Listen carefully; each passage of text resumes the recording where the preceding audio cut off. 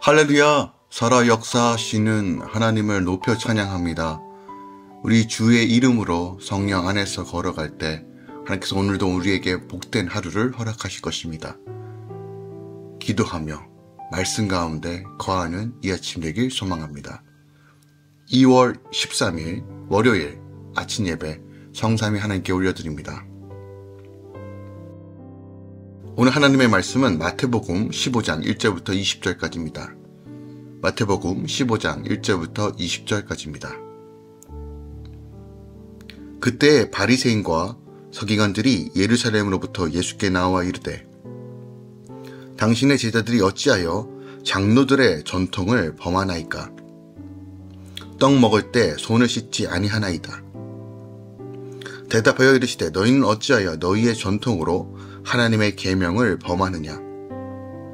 하나님이 이르셨으되 내 부모를 공경하라 하시고 또 아버지가 어머니를 비방하는 자는 반드시 죽임을 당하리라 하셨거늘 너희는 이르되 누구든지 아버지에게나 어머니에게 말하기를 내가 드려 유익하게 할 것이 하나님께 드림이 되었도다 하기만 하면 그 부모를 공경할 것이 없다 하여 너희 전통으로 하나님의 말씀을 폐하는도다. 외식하는 자들아 이사야가 너희에 관하여 잘 예언하였도다. 일러스되 이 백성이 입술로는 나를 공경하되 마음은 내게서 멀도다. 사람의 계명으로 교훈을 삼아 가르치니 나를 헛되이 경배하는도다 하였느니라 하시고 무리를 불러 이르시되 듣고 깨달으라.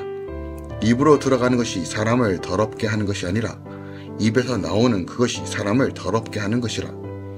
이에 제자들이 나와 이르시되 바리새인들이 이 말씀을 듣고 걸림이 된 줄 아시나이까?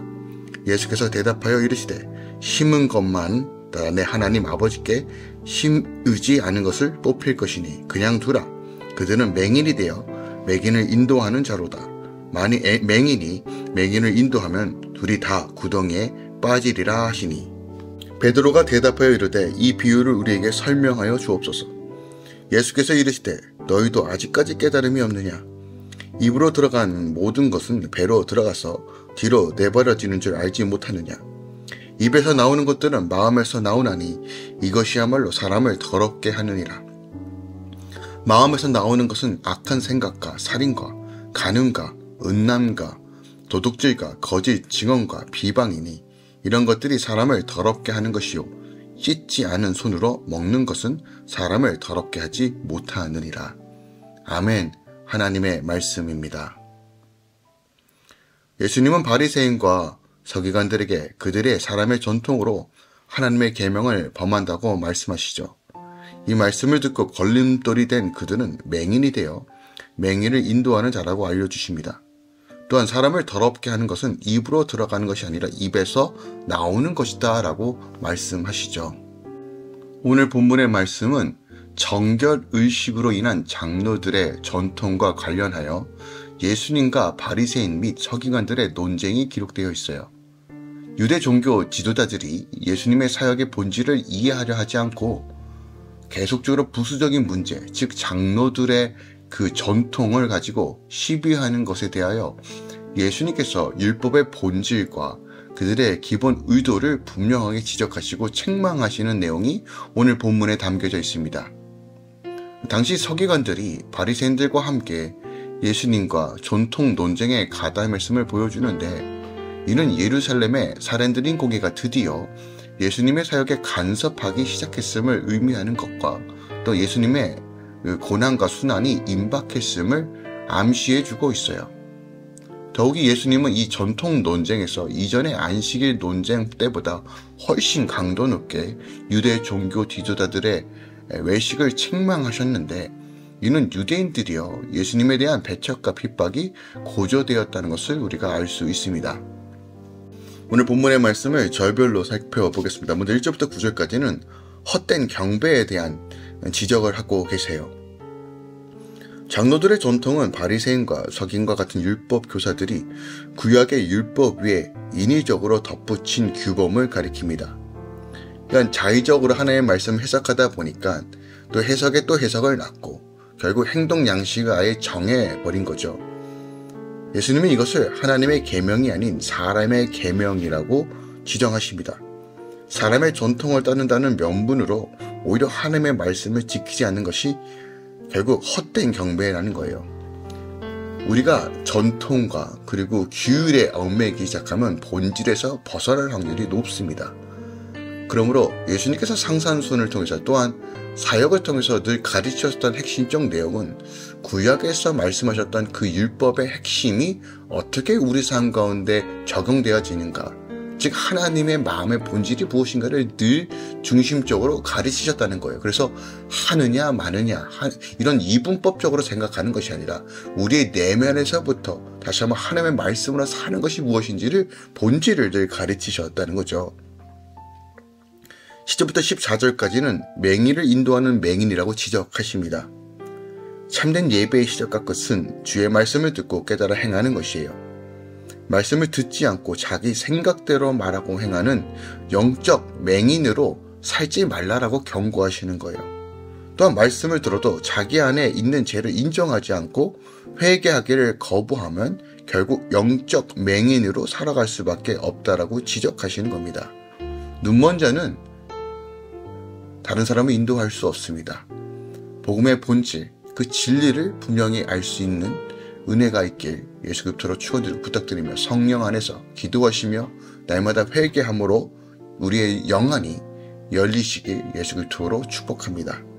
10절부터 20절까지는 사람을 더럽게 하는 것이 먹는 것이 아니라 입 밖에서 나가는 그 말이 더러운 것이다. 그리고 이 말은 결국 우리 내면 안에서부터 생각과 마음에 무엇을 담고 있냐에 따라서 결정된다라고 우리에게 가르칩니다. 즉 우리의 마음이 악하고 음란하면 우리는 우리의 입에서 더러운 것이 나갈 수밖에 없다는 것이에요.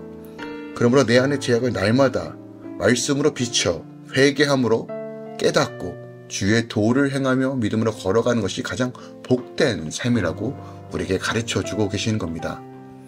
오늘 본문에는 참 많은 다양한 주제들이 담겨져 있습니다. 그 중에서 몇몇 구절을 가지고 오늘 하는 이 아침을 다시 한번 묵상하기 원합니다. 3절부터 5절까지 예수님께서 누구든지 아비에게나 어머니에게 말하기를 내가 드려 유익하게 할 것이 하나님께 드림이 되었다라고 하기만 하면 그 부모를 공경하는 것이 없다라고 말합니다.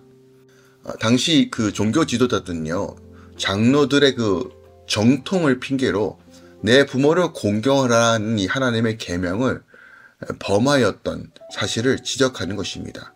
그러니까 그들은 그냥 말로만 부모를 위해서 공경한다라고 하면서 부모님께 최고의 것을 드려야 한다라고 생각했던 것들을 다시 한번 구별하여 이건 하나님께 드려야 된다라고 말해놓고 실제적으로 부모를 속이지 않으며 부모에게는 이미 이걸 하나님께 드렸기 때문에 우리 부모에게 드릴 수 없다라고 하면서 그것을 자신의 것으로 취했던 일들이 빈번하게 일어났어요.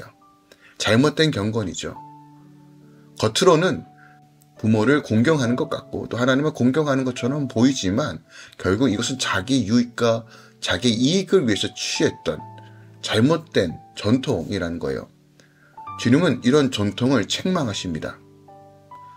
단지 제자들을 변호하기 위해서 괜히 그들의 꼬투리를 잡으시는 것이 아니라 바리새인과 서기관들이 따랐던 장로들의 전통에는 분명히 잘못이 있다고 지적하는 거예요. 하나님의 말씀은 그 어떤 것과 비교할 수 없는 가장 최고의 위치에 있는 것입니다. 세상의 법도 우리가 존중하고 지켜야 되지만 하나님의 말씀이 가장 상위의 법에 있는 거예요. 그러므로 하나님의 말씀에 범하는 것들, 하나님의 말씀에 어긋나는 것들은 우리가 따를 수가 없는 이유가 바로 하나님의 말씀이 우리 가장 위에 있는 법이기 때문입니다. 근데 당시 장로들의 전통을 마치 하나님의 율법과 같은 위치에서 그들은 해석했다는 거예요. 그래서 하나님의 율법은 그중 어느 것을 지키지 않아도 좋은 것으로 여겼다는 겁니다. 그러니까 절대적으로 지켜야 될 위치가 아니라 자신의 전통과 같은 위치에서 이것을 생각하고 해석했다는 거예요. 그래서 하나님을 경외하기 위해 부모를 공경하지 않는 것은 어떻게 보면 가장 큰 오류임에도 불구하고 자신의 전통을 따라 기준을 삼아 하나님의 율법을 어기고 오히려 자신의 유익만 취했다는 거예요. 장로들은 하나님의 경외와 부모의 공경을 나누어 생각했다는 겁니다. 하지만 성경은 실질적으로 하나님을 경외하는 자는 부모를 공경할 수밖에 없다라고 얘기합니다. 하나님을 사랑하는 자는 이웃을 사랑할 수밖에 없다고 얘기합니다. 이것은 둘로 갈라놓을 수 없는 것이에요. 왜냐하면 하나님께서 부모를 우리의 대리자로 자녀들에게 주셨기 때문이죠. 하나님께서 부모를 우리의 대리자로 자녀들에게 주시고 그 부모를 공경하게 하심으로 당신의 백성된 자녀들로 하여금 오직 하나님만 공경하는 법을 배우게끔 하셨다는 거예요. 또한 그들의 부모를 얼마나 공경하는지를 통해 그들이 당신이 얼마나 하나님을 경외하는지가 분명하게 보인다는 거예요. 그래서 하나님께서 내 부모를 공경하라고 계명에 10가지 중에 5계명으로 주신 이유는 이것이 바로 우리 사람 관계적인 측면에서 하나님을 사랑하는 것이 결국 부모를 사랑하는 것과 일맥상통하다는 것을 가르치기 위해서인 거예요. 그래서 부모를 진정으로 사랑하는 자가 하나님을 사랑하는 것이고 하나님을 사랑하는 자는 반드시 부모를 공경하고 사랑할 줄 알아야 된다는 거예요. 부모와 원수 맺고 갈라지고 이런 것이 결코 하나님께서 원하시는 삶이 아니라는 거예요. 끝까지 인내하며 품고 화목하게 또한 사랑의 교제 가운데 부모를 공경하는 것이 너무너무 중요하다는 겁니다. 또한 오늘 본문 말씀을 통해서 우리가 볼 수 있는 것은요. 8절입니다. 여러분 기억합시다. 하나님을 의식하지 않고 코람데오적 삶을 구현하지 않는 삶은 모든 것이 외식과 같다는 거예요. 예수께서 외식하는 바리새인들과 서기관들을 책망하시며 이 백성이 입술로 나를 공경하되 마음은 내게서 멀었도다라는 이사야 말씀 29장 13절을 인용하십니다. 그러니까 서기관들과 바리새인들은 비록 하나님 앞에서 그들은 잘한다고 말할 수 있지만 하나님 보시기에는 그들은 입술만 떠드는 외식하는 자들이라고 지적하시는 거예요. 하나님의 이름을 들먹이며 하나님의 백성처럼 살아가는 자들의 마음속에는 실제로 하나님이 계시지 않는 것이에요. 이것이 바로 외식입니다. 보통 우리는 외식이라는 표현을 어떤 사악하고 어떤 특별한 사람에게만 적용되는 사항들이 참 많은데요. 아니요. 말과 행동이 다른 것, 우리의 마음에 품는 것과 행동이 다른 것이 외식입니다.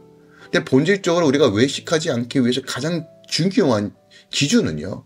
내가 늘 하나님을 인지하려고 하는 그 마음, 그 자세가 결국 우리가 외식하지 않는 삶으로 인도한다는 거예요.